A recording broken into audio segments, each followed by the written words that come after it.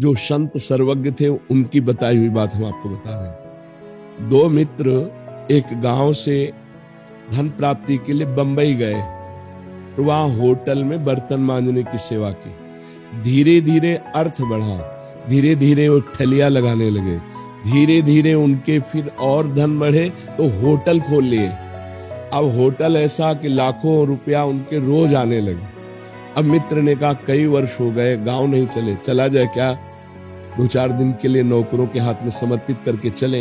एक मित्र के मन में आया कि कौन जानता है कि हमारे पास है, अगर इसको मार देते हैं तो पूरा होटल मेरा, पूरी संपत्ति मेरी। उसने कहा अवश्य चलेंगे, और भोजन में जहर मिला दिया और वो मित्र मर गए। अब इसके बाद वो होटल भी बेच दिया, संपत्ति ली, गांव आया। गांव वालों ने पूछा तुम्हारे साथ वो गए? वो रास्ते से ही हट गए थे। कहाँ गए हमें पता नहीं। तो कौन प्रमाण दे कि इनके साथ था, उसको मार दिया।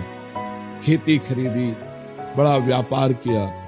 अब गांव के व्यापार में बंबई के व्यापार से आए हुए धन में बड़ा अंतर, कई गुना उन्होंने जमीन खरीद ली, व्यवस्थाएं बढ़ गई। अब सुंदर उनका ब्याह हुआ और लड़का, बड़ी खुशी, बड़ा आनंद। लड़का पढ़ने लगा। जब लड़का 20-22 का हुआ तो उसको अमेरिका भेजा पढ़ने के लिए, पैसा है।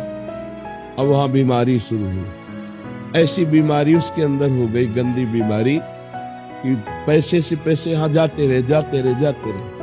खेती बेच डाली, जो जो खरीदा था सब बेच डाला, जो पर्सनल था वो भी बेच डाला। अब उधार लिया वो भी, दवा के लिए पैसे नहीं हुए। अमेरिका से वापस लाए, बैठकर रो रहे थे उसको गोद में से, बेटा सर्वनाश हो गया, मेरे पास कुछ नहीं जिससे मैं तेरी सेवा कर सकूं।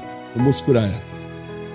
उसने कहा जाना, मैं वही तुम्हारा दोस्त हूं जिसको तुम जहर दे के आए थे, कोई नहीं जाना। अब मैं तुम्हारे पुत्र के रूप में जन्म लिया और तुम्हारा सर्वनाश देखो हो गया ना, अब मैं जा रहा हूं। अब जिंदगी भर तुम जैसे थे उससे भी नीचे गिरकर जलते रहोगे, और उसका परिणाम तो अभी नहीं, ये ब्याज है, परिणाम तो नर्क भोगने को मिलेगा। तुमने मित्र द्रोह किया, आया तो पुत्र बन के, लेकिन नाश किया ना, कर्मों का भोग। दोनों का संयोग मिलता है, पिता और पुत्र का तभी होता है। एक पुत्र आता है, पिता का नाम रोशन करता है, पिता सुखी। एक पुत्र आता है, थप्पड़ मार के बुढ़ापे में घर से बाहर निकाल देता है। कर्म, दोनों के संयोग, कर्म के संयोग से ही पत्नी, पुत्र, पिता, माता, इनका एक समुदाय होता है। वो कर्म के संयोग से उनको रखा जाता है। उनका कर्म किसी जन्म का है, उसका विधान वो सुखद या दुखद देता है।